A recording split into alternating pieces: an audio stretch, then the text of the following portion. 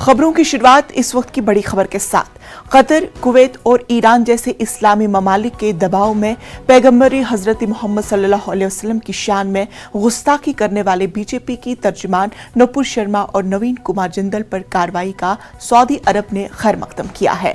Saudi अरब की वजारत खारजा ने tweet करते हुए अहानत रसूल सल्लल्लाहु अलैहि वसल्लम की सख्ती से मजम्मत की है और इस बात को यकीनी बनाने पर जोर दिया है कि तमाम मज़ाहिब और अकायद का एहतराम किया जाए।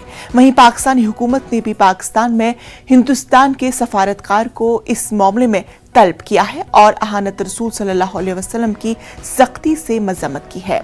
दूसरी जानिब पाकिस्तान के साबिक वजीर आजम और पीटीआई के सदर इमरान खान और पीपीपी लीडर बिलावल भुट्टो ने भी नुपुर शर्मा के जरिए रसूल अल्लाह सल्लल्लाहु अलैहि वसल्लम की शान में गुस्ताखी की सख्ती से मजम्मत की है और मुसलमानों के जज्बात को ठेस पहुंचाने वाला करार दिया है।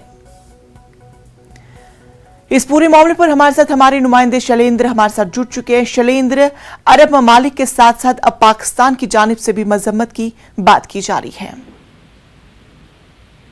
बिल्कुल, आपको बता दें कि पाकिस्तान चौथा मुल्क बन चुका है जहां पर भारतीय डिप्लोमेट को समन किया गया इस पूरे विवाद को लेकर, इस पूरे मामले को लेकर। इससे पहले हमने देखा है कि कतर, कुवैत और ईरान की तरफ से भी इंडियन डिप्लोमेट्स को, इंडियन एम्बेसडर्स को समन किया गया था। जिस तरह के स्टेटमेंट दिए गए थे बीजेपी स्पोक्सपर्सन की तरफ से प्रॉफेट मोहम्मद को लेके, जिसके बाद पाकिस्तान चौथा मुल्क बन चुका है। हमने ये भी देखा है कि इसके अलावा स्टेटमेंट सामने आए हैं सऊदी अरब से भी, बहरीन से, पाकिस्तान के प्रधानमंत्री और विदेश मंत्री की तरफ से भी स्टेटमेंट जारी किए गए। और वहीं हमने तालिबान की तरफ से और ओआईसी की तरफ से भी इस तरह के स्टेटमेंट देखे जहां पर उन्होंने कंडेम किया है जो स्पोक्सपर्सन के जो बयान सामने आए हैं। हालांकि हमने ये भी देखा है इस पूरे मामले को लेकर बीजेपी की तरफ से कार्रवाई भी की गई है और जहां जहां समन किया गया है वहां पर इंडियन ऑनवॉय की तरफ से कहा गया है कि जो कमेंट्स किए गए हैं बीजेपी स्पोक्सपर्सन की तरफ से वो गवर्नमेंट ऑफ इंडिया का नजरिया नहीं है,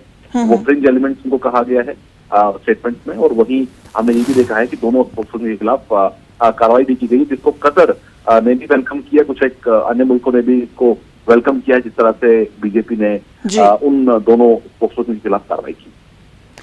चलिए शैलेंद्र, तफसीलात के लिए आपका बेहद शुक्रिया। बीजेपी ने नुपुर शर्मा को मुअत्तल कर दिया है, लेकिन मुस्लिम